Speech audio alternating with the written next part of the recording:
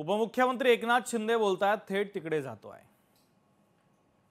आपली मायाताई नगराध्यक्ष झाल्या फटाफटा आलेले पैसे बाहेर येतील, कारण ते थोडे दाबलेले आहेत। आता लोकांनी मायाताईला निवडून दिले की विषय संपला आणि सगळं जे आहे सगळा निधी बाहेर येईल। आणि त्याचबरोबर मायाताई मुंडे यांना मतदान करायचंच आपल्याला। मी सर्व नगरसेवकांना देखील विनंती करेन की एक मत मायाताईंसाठी पहिलं मागायचं, एक मत आपल्यासाठी, एक मत मायाताईंसाठी, 3 मतं करायची ना। आठवडे बाजार रस्त्यावर भरतो यासाठी जागा नाहीये, त्याचबरोबर आठवडे बाजारात स्वतंत्र जागा पाहिजे। शॉपिंग कॉम्प्लेक्स, शहरातून जाणाऱ्या रस्त्यांचा विकास, रस्ते नाहीत काय आता बघितले, खराब आहेत। मी जिकडे जातो तिकडे नंतर रस्ते चांगले करतो, सुशोभीकरण सगळं करू आपण। गावाबाहेर सरकारी दवाखाना मूळ जागी तो गावाबाहेर टाकलाय, गावात पाहिजे ना आपल्याला। बाळासाहेब ठाकरे आपला दवाखाना नव्याने इथं आम्ही सुरू करून देऊ, हा देखील शब्द या ठिकाणी देतो।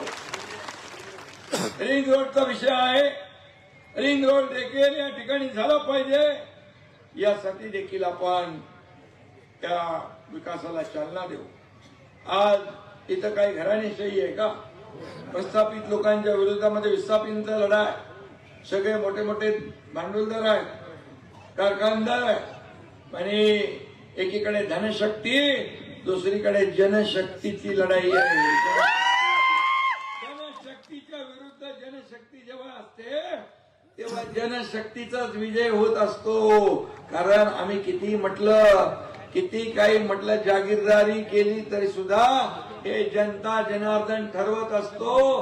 हा मालक जनता जनार्दन आहे, आम्ही सेवक आहोत। आणि जे मालक बनण्याचा काम प्रयत्न करतात त्यांना लोक त्यांच्या घरी पाठवून देतात, घरी बसवतात, आणि म्हणून हे काम तुम्हाला करायचं आहे।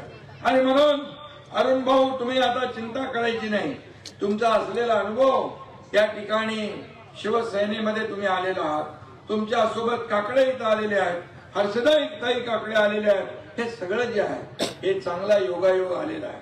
आणि म्हणून तुम्हाला मी एकच सांगतो की या निवडणुकीमध्ये आपल्याला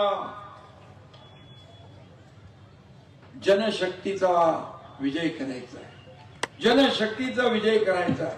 इथं पाणी, दिवाबत्ती, वीज, रस्ते, उद्यान, गार्डन, शाळा, आरोग्य सगळं पाहिजे।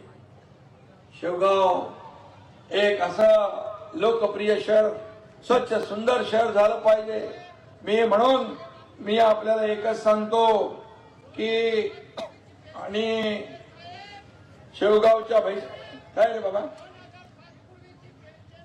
हा तुम्हाला भेटतो मी जाताना, भेटतो इकडे, त्याने इकडे बोलून घ्या, त्याने इकडे साईडला बोलवा। आणि म्हणून पेन्शन नाही, टेन्शन द्यायचं। पेन्शन तर मिळालं, पण आता विरोधकांना टेन्शन द्यायचं टाइम आहे, आणि त्यांना कायमची पेन्शन देऊन घरी पाठवायचे नाही। यांना यांचा जो अन्याय झालाय तोही दूर करायचा आहे। आणि म्हणून एमआयडीसीचा जो विषय आहे, एमआयडीसी ची मागणी आहे, आणि शॉपिंग कॉम्प्लेक्स आहे, एमआयडीसी आपल्याला झाली तर लोकांच्या हाताला काम मिळेल आणि लोकांच्या हाताला रोजगार मिळेल। म्हणून मंत्र्यांचा काय फोन लागतो का बघा जरा, लागला तर ठीक आहे। आणि म्हणून मी आपल्याला एवढंच सांगेन की कुठल्याही दबावाला बळी पडू नका।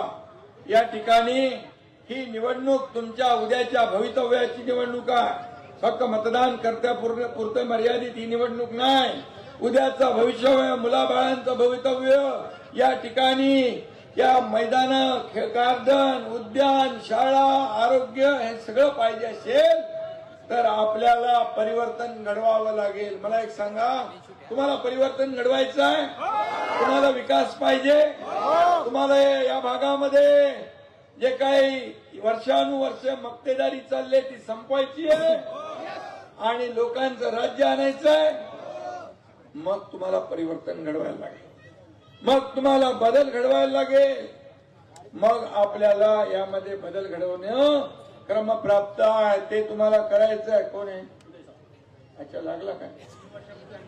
उदय सामंतजी, मी इथे आता शेवगाव मध्ये आलो. शेवगाव तिथं 2.5-3 वर्षापूर्वी काकडे म्हणून आहेत आपले जनशक्तीचे शिवाजीराव काकडे यांनी 7-12 उतारे असं सगळं दिलंय आणि 250 हेक्टर जमीन इथं आहे. उतारे पण दिलेले आहेत. तर तुम्ही ताबडतोब याच्यावर निर्णय घ्या. एमआयडीसी आपल्याकडे दिलेले आहे. मागणी पण केली. फक्त शेतकऱ्यांच्या जमिनीचा दर ठरवायचा आहे. ते हायपॉवर कमिटीमध्ये आहे. ते 15-20 दिवसामध्ये हायपॉवर कमिटी सचिव लावतील. शेतकऱ्यांच्या जमिनीचा दर फायनल होईल आणि तिथं साहेब आपण दिलेल्या आदेशाप्रमाणे एमआयडीसी नक्की होईल. बघा, मी जे बोलतो ते करून दाखवतो. मी खोटं आश्वासन देत नाही. No reason on the spot decision वाला एकनाथ शिंदे. जे होणार असेल ते करून टाका. आता मंत्री आपलाच आहे उदय सामंत.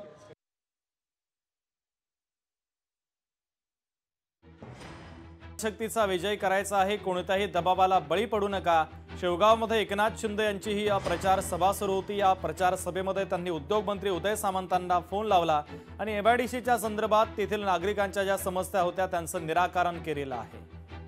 तरुणांना, लाडक्या भावा बहिणींना नोकऱ्या मिळतील हे पुण्य कुणाच्या पदरात पडणार आहे. आणि म्हणून जे होणार आहे ते मी लगेच सांगतो. जे नाही होणार आहे त्याला बाबा थांबा म्हणून सांगतो. खोटं बोलणं माझ्या डिक्शनरीमध्ये 100 वेळा विचार करा. पण एकदा शब्द दिला की तो शब्द माघारी घ्यायचा नाही. हे बाळासाहेब सांगायचं. आणि म्हणून मी कधी कधी एक हिंदीतला डायलॉग मारतो. मैं तो एक तो मैं कमिटमेंट करता नहीं, लेकिन एक बार मैंने जो कमिटमेंट कर दी तो फिर मैं खुद की भी नहीं सुनता. असा माझा स्वभाव आहे. आणि म्हणून मी एवढंच सांगतो, आपल्याला या ठिकाणी खूप चांगलं वातावरण आहे. मी नगर परिषदेमध्ये सगळीकडे फिरतोय प्रचाराला. आणि म्हणून इथं आता आपली जनशक्ती आणि शिवशक्ती एकत्र आलेली आहे. ताकद वाढलेली आहे. अरुण भाऊ आपले आलेले आहे. आणि म्हणून पाणी योजना आता कोणाला लावू? फोन नंतर करतो ना.